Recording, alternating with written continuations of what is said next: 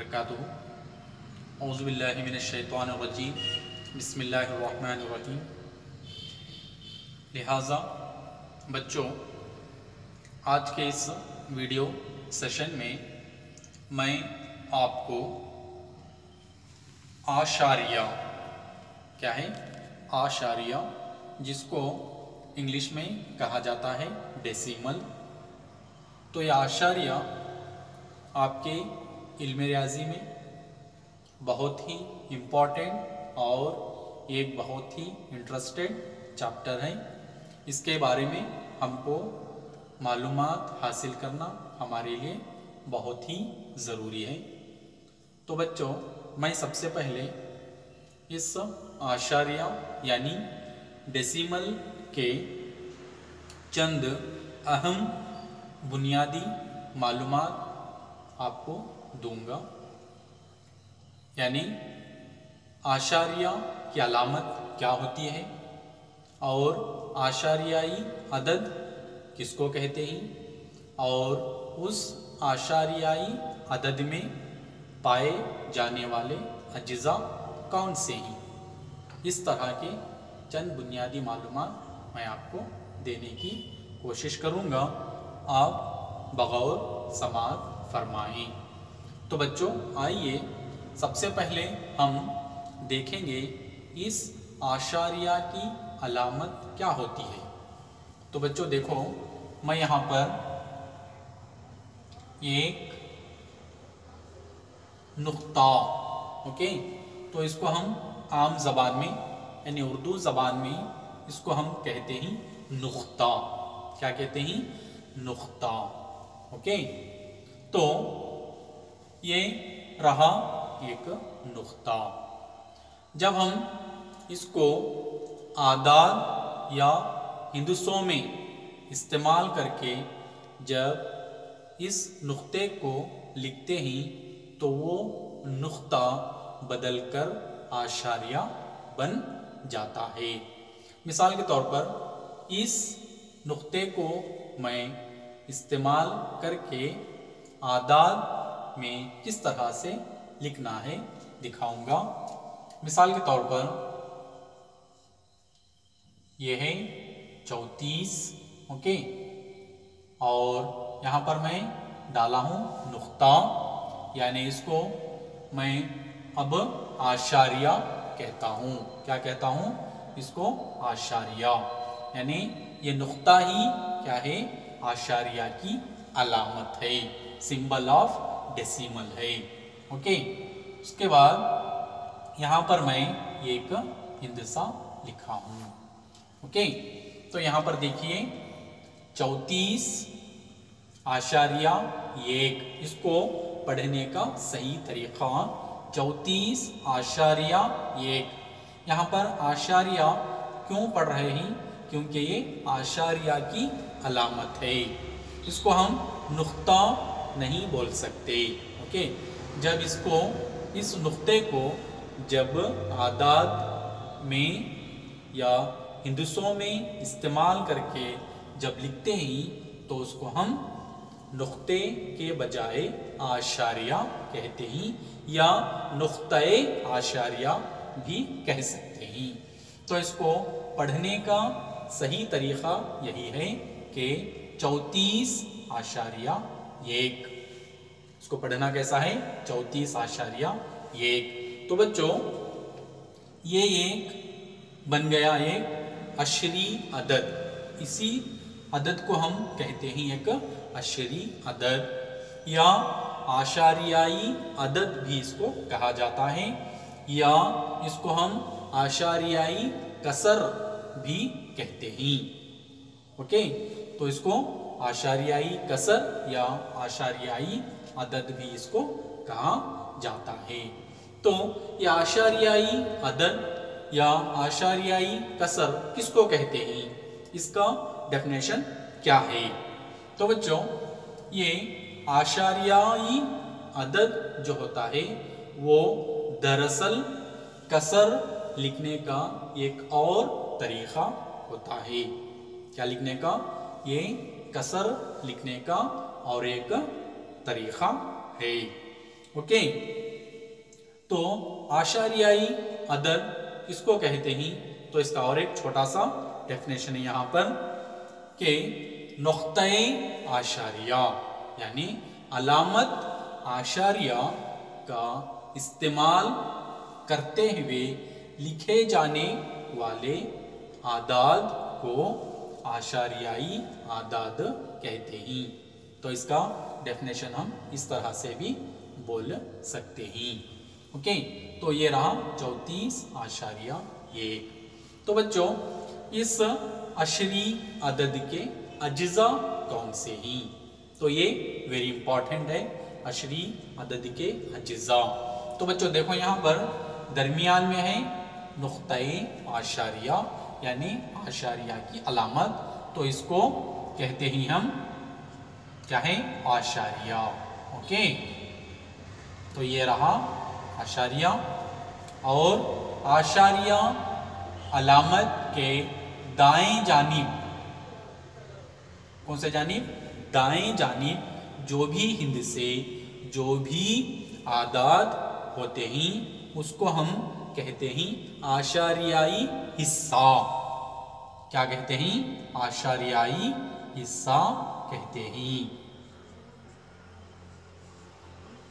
Okay, यानी अलामत आशारिया के दाएं जानिब पाए जाने वाले हिस्से को आशारियाई हिस्सा कहते हैं। फिर आशारिया अलामत के बाएं जानिब जो हिंद से जो आदाद होते हैं हम उसको कहते हैं सालिम हिस्सा। कौन सा हिस्सा कहते हैं? सालिम हिस्सा। ओके, तो ये एक अशरी अदद में पाए जाने वाले अज्जा। दरमियान में नुक्ता-ए आशारिया यानी आशारिया की अलामत होती है और अलामत आशारिया के दाएं जानिब वाले हिस्से को आशारियाई हिस्सा कहते हैं और अलामत आशारिया के बाएं जानिब जो भी हिंद से वो आदाद होते हैं उसको हम कहते हैं सालिम हिस्सा। तो बच्चों, इस तरह से ये एक अशरी अदद में पाए जाने वाले क्या है? ये अज्जा हैं जो बहुत ही इम्पोर्टेंट होते हैं। तो और एक इम्पोर्टेंट बात यह है कि यहाँ पर आशारियाई हिस्सा हमेशा सालिम हिस्से से छोटा होता है। क्या होता है? आशारियाई हिस्सा हमेशा सालिम हिस्से से क्या होता है? छोटा होता है। अब यहाँ पर दरमियान में है आशारिया, तो ये आशारिया किसको कहते हैं या नुक्ता-ए आशारिया किसको कहते हैं? तो इसका भी यहाँ पर एक छोटा सा डेफिनेशन है। तो इसका डेफिनेशन ये है कि सालिम हिस्सा और आशारियाई हिस्सा के दरमियान जो नुक्ता होता है उसको हम नुक्ता-ए आशारिया कहते हैं।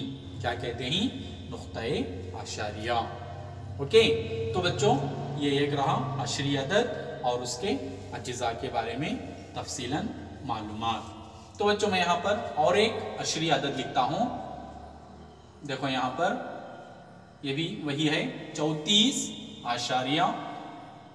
मैं यहाँ पर लिखा हूँ 1 और यहाँ पर लिखा हूँ 2। तो बच्चों यहाँ पर देखिए इसको किस तरह से पढ़ना है। ओके, इसको पढ़ना है 34 आशारिया 1 2, ना कि 34 आशारिया 12। तो बच्चों यहाँ पर आपको ये एक चीज बहुत ही ध्यान में रखना है कि आशारिया के बाद यानी आशारिया के दाएं जानिब जो भी हिंद से या आदाद होते हैं उसको अलग अलग करते हुए आपको पढ़ना है। यह आशारिया में एक अशरी अदद को पढ़ने का सही तरीका है। और सालिम जो हिस्सा होता है आशारिया में उसको आप मुकम्मल तौर पर क्या है पढ़ना है, जैसा कि 34 आशारिया 1 2, 34 आशारिया 1 2। अगर यहाँ पर और कोई हिस्सा है तो उसको भी आप अलग करके पढ़ सकते हैं। ओके, तो बच्चों अब आशारिया का भी क्या है, एक मकामी कीमत का जदूल होता है। क्या होता है? मकामी कीमत का जदूल। इसका ये आशारिया का एक मकामी कीमत का जदूल भी यहाँ पर होता है, जो आपको अगले हिसाबात के लिए बहुत ही मुफीद कारामद साबित होता है। देखो बच्चों, यहाँ पर यही एक अशरी अदद लूंगा मैं यहाँ पर 34.12। ओके, तो यहाँ पर देखिए इसका मकामी कीमत का जदूल किस तरह से होता है। तो बच्चों 34 में ये क्या है, एक सालिम हिस्सा है और ये एक जो है आशारियाई हिस्सा है। वैसा तो हम पहले मकामी कीमतों का जदूल पढ़ चुके हैं। ओके, जैसा कि इकाई, दहाई, 100, 1000। ओके, ये तो कॉमन मकामी कीमतों का जदूल हो गया। अब जो पढ़ रहे हैं हम आशारिया में, यानी एक अशरी अदद में मकामी कीमतों को किस तरह से जाहिर किया जाता है। तो देखो बच्चों, यहाँ पर सबसे पहले हम देखेंगे सालिम हिस्से की तरफ। तो सालिम हिस्से में है 34। ओके, तो 34 का 4 जो है ये इकाई के मकाम पर है। कौन से मकाम पर होता है? इन्हें इकाई के मकाम पर होता है।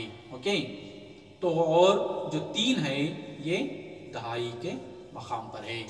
अगर इसके आगे और एक अगर कोई हिस्सा रहा तो वो क्या है, सैकड़े के मकाम पर होता है।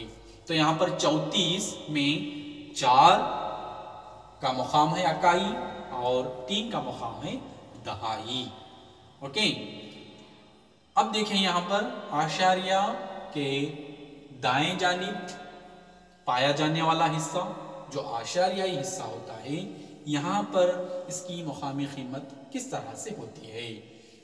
तो बच्चों, यहाँ पर आशारिया के फौरन बाद यहाँ पर एक हिस्सा है जिसका नाम है ये। तो वो ये जो है यहाँ पर वो कौन से मकाम पर है बोले तो उसका जो मकाम है 10वां। कौन सा मकाम है? 10वां मकाम।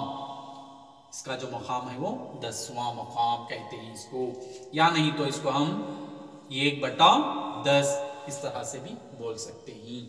यानी ये का जो मकाम है वो 10वां या 1/10। ओके, ये जो 2 है तो वो कौन से मकाम पर है? तो इसका जो मकाम है 100वां।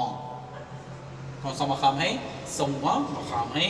उसको हम इस तरह से भी लिख सकते हैं, यानी 1/100।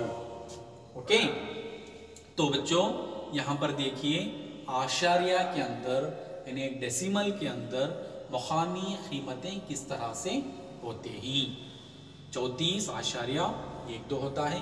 यहाँ पर 4 इकाई के मकाम पर है, 3 दहाई के मकाम पर, और आशारिया के बाद जो हिस्से होते हैं जो आशारिया हिस्से में, तो यहाँ पर फर्स्ट है ये, तो उसको हम वो कौन से मकाम पर है? 10वें मकाम पर है। और जो 2 है वो 100वें मकाम पर है। अगर यहाँ पर 2 के बाद भी अगर कोई एक हिस्सा रहा तो वो उसका मकाम हो जाएगा 1000वां। कितना हो जाएगा? 1000वां। तो इस तरह से बच्चों ये मकामी कीमत का जदूल जो आशारिया का है, जो बहुत ही क्या है, मुफीद कारामद साबित होता है।